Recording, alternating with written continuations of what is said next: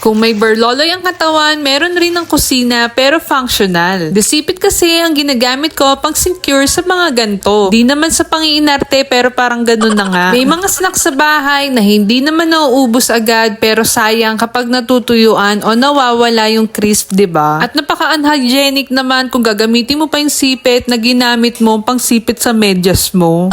At buti na nga lang, nakita ko nga tong cute at super useful na food seal clips. French fries yung design niya at 12 pieces na in one set. And sobrang dali niyang gamitin, just clip and seal, tapos na. Hindi na kailangan itali o i-transfer pa sa ibang lagayan. Napakamura nito at napaka-cute pa. Pwede mo tong gawing pang regalo o pang exchange gift. Gamit ko siya sa chips, cereals, coffee, frozen food, kahit ano na kailangan i-seal. At bonus na lang yung design. Ang saya sa kitchen tignan, 'di ba? Minsan ang kaayusan sa kusina nagsisimula lang sa mga maliliit na bagay. Kaya i-check mo na yan sa comments or sa yellow basket.